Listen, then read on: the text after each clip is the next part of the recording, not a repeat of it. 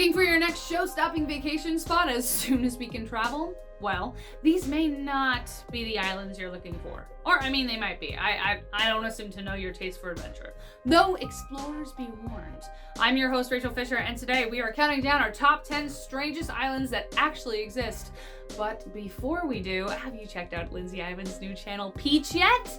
If you haven't, you know what you need to do. Let us know in the comments what your favorite video has been on the channel, and shout out your love for Lindsay from the YouTube comment hilltops, because she deserves it. So now, let's get started. Coming in at number 10, Easter Island. I had to start off number 10 with this one as it's pretty ahead of the game. Easter Island has been host to hundreds of theories as to why these massive heads exist on the island. Imagine being the first group of people to visit that island after thousands of years and just seeing an abandoned island with massive stone monolithic heads. Yeah, like they're so weird.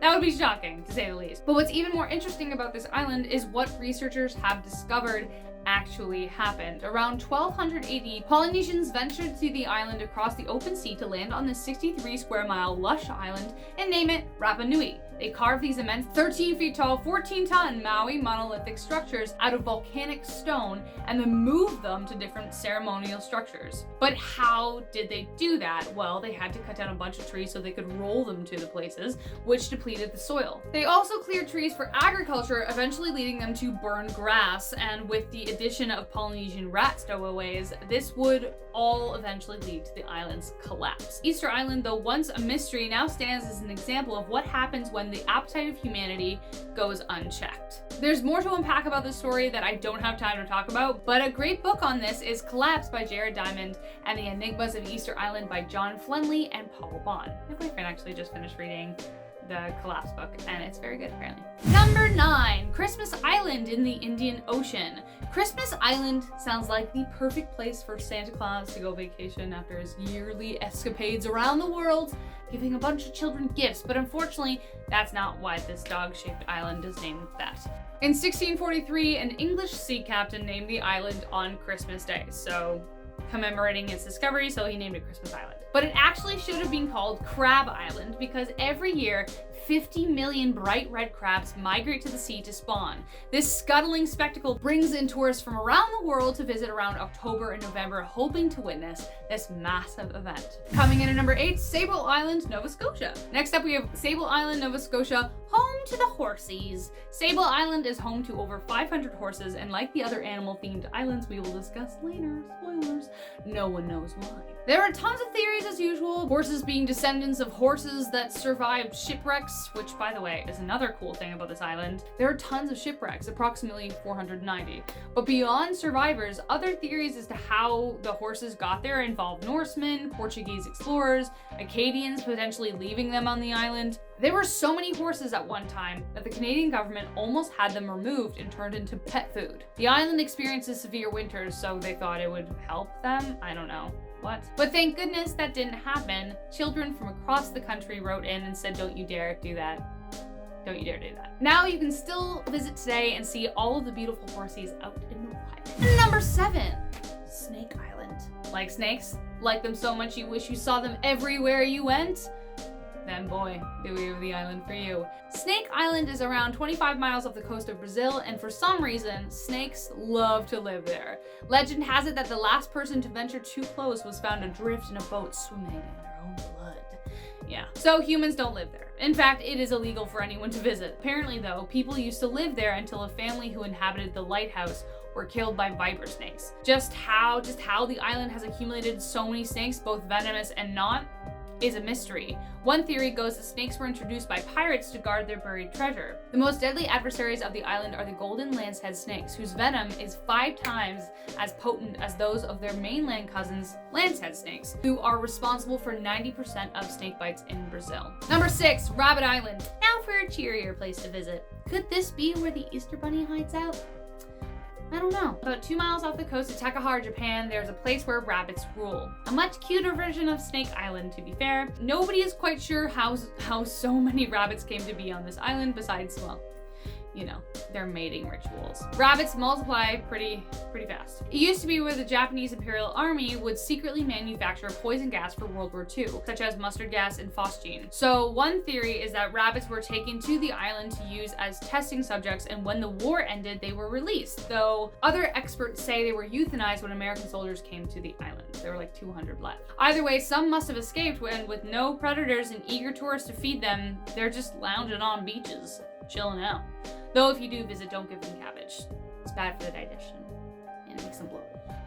So give them like proper rabbit food. And number 5, the Island of Dolls. If you avoid horror films, especially when they involve dolls, then this is not the island for you. Island of Dolls is a notoriously creepy island tied to the eclectic life of Don Julian Santana Barrera. For some reason, Santana left his family behind to live on this isolated island, but he soon came across a grim discovery of a drowned girl in a lake, followed by a lone doll that floated down the river a while later. Thus began the Isle of Dolls. He hung the doll from a tree, but that wasn't enough.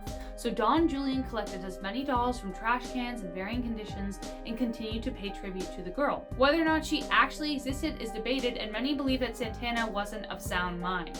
But when he died in 2001, his body was also discovered drowned in a canal in the same place he said he found the girl. This brought hundreds of people with dolls to the island to pay tribute to him and the girl, and if you choose to visit, you can too. Number 4. Next up, we have Hashima Island, a place full of decay and dark secrets. The surface level story is that Hashima Island was once an undersea coal mining operation that was abandoned after materials depleted. Coal was discovered on the island in the 1800s, and Japan leapt at the chance to get ahead of the game. They even built apartments and schools on the island for the miners in 1916. Now the ruins sit overtaken by nature, and that should be that. But unfortunately, the miners weren't the only guests to take residency on the island. From the 1930s to the end of World War II, the island was used as a manual labor site for Korean civilians and Chinese prisoners who were forced into slave labor. It is estimated that over 1,000 workers died due to harsh conditions, malnutrition, and exhaustion. What used to be a sign of Japan's industrial vigor now sits in a gray area between a reminder of a cruel time and inspiration for future industry. Next up, we have the floating islands of Lake Titicaca. I love that word.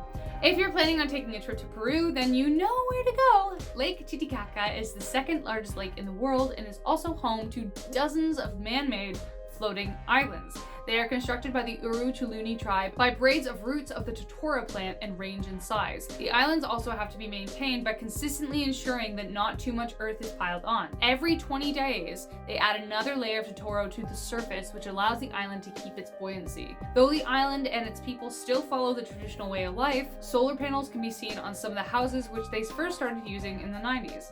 Oh, and lastly, the lake is located at an altitude of 3,800 meters, so if you visit, make sure to bring your hiking boots. Number 2, Palmyra Island. This one looks stunning, picturesque, dreamlike, if you will, but at a cost. This island has had so many weird things happen that even skeptics are wary of it. From planes dropping out of the sky to mysterious deaths, there's just something about this island that remains unwelcoming to any visitors. The island was first discovered in 1798 by American sailor Edmund Fanning, but he failed to officially record it, leading a ship in 1802, the Palmyra, to crash into the island. The most famous shipwreck was the Angel in 1870. When a passing vessel came to investigate the wreckage, though it appeared the crew of the Angel had made it to the shore, they found bodies of the sailors strewn across the island, appearing to be brutally murdered. During the years that followed, many sailors would become marooned on the island, all for mysterious reasons. Even as late as the 1970s, an adventurous couple, Malcolm and Eleanor Graham, planned to stay on the island while they sailed the seas, but they were never seen or heard from again, leaving no trace on the island. That wasn't until years later, Eleanor's body was found in a metal container, having clearly been brutally murdered. Malcolm's remains have never been found, if there are any. Number 1, Isola la Gaiola is an island, or technically two, linked together by a thin bridge just off the Gulf of Naples. Though it looks beautiful in its isolation with cobblestone streets and surrounding emerald waters, think before you visit. The island is said to be cursed and will bring bad luck to anyone who owns it. Though many speculate a famed Roman poet named Virgil taught here, no one dare set foot on the island. A string of bad luck took place on the island in the 1800s, while someone named Il Mago, aka the Wizard, lived there until he mysteriously vanished. The next resident built a beautiful villa only to face financial ruin after the fact. In 1911, a captain crashed into a rocky shores while considering even buying the property. Then, in the 1920s, the villa's Swiss owner Hans Braun was found murdered and his wife drowned at sea. Honestly, the list goes on and on, so maybe you can still visit, but don't even think of buying it. And that was our list of top 10 strangest islands that actually exist. I've been your host, Raechel Fisher. If you like this video, well, like it. And remember to subscribe as always for more. Personally, I'd like to know where you are planning to head straight after this pandemic is over. Let us know. Give me some vacation ideas. I've got some. Share yours with me. I've been your host, Raechel Fisher. Until next time, take care. Number 3. Next up, we have the floating islands of Lake Titicaca.